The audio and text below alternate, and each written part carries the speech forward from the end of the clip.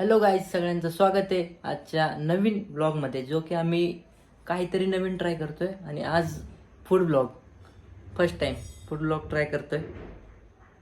आणि आम्ही आज बनवणार आहे अंडा पाव, ज्याला इंग्लिशमध्ये बोलतात फ्रेंच टोस्ट.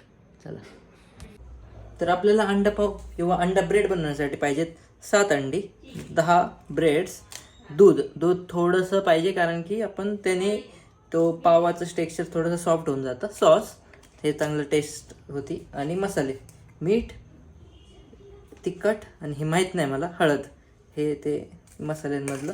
आणि ऑर्गॅनो असेल तर चांगलंच. सगळ्यात पहिल्यांदा हात धुवून घ्या, व्हेरी इम्पॉर्टंट. आता एक टिप देतो, नोट.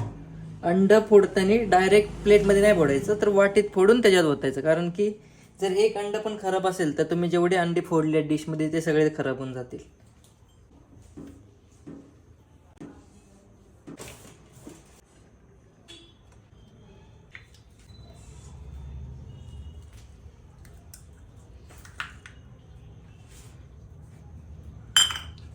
तर झाली आपली 7 अंडी. तर त्याच्यासोबतच गॅस तापवायला चालू करा. तवा तापवायला, गॅस तापवायला नाही.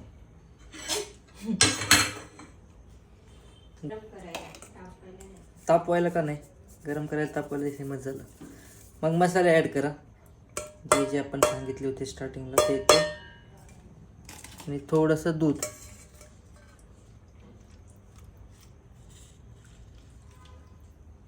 बस झालं. Sauce,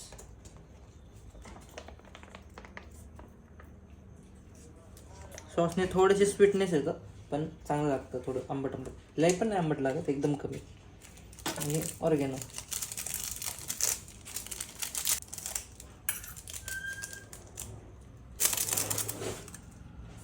done. आणि याला मिक्स करून घ्या प्रॉपरली.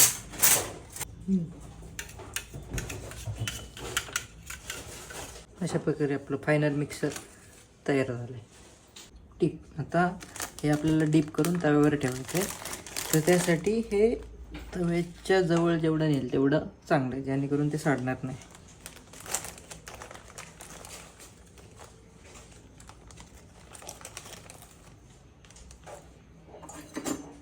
अशा प्रकारे तेल स्प्रेड केलं आहे. आता आपण जे डीप केलेले ब्रेड्स आहेत ते ठेवूया. एका वेळी 4 बसतात, पण 3 ठेवलं तर बऱ्यापैकी चांगलं होऊन जातं.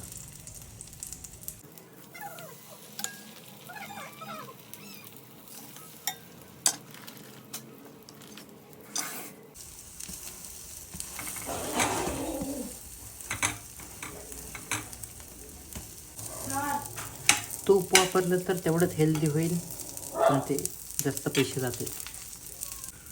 अशा प्रकारे हे रेडी झाले, काढून घेऊया.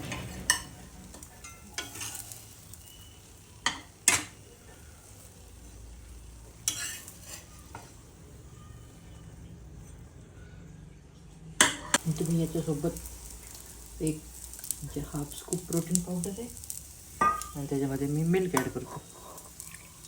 म्हणजे हे डीप करून खाल्लं तर अजून भारी लागतं. तुम्ही चहा पण ॲड करू शकता. हे फायनल.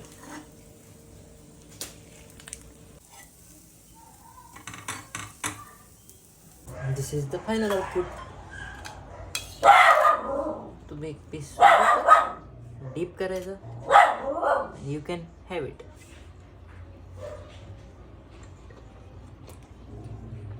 थँक्यू.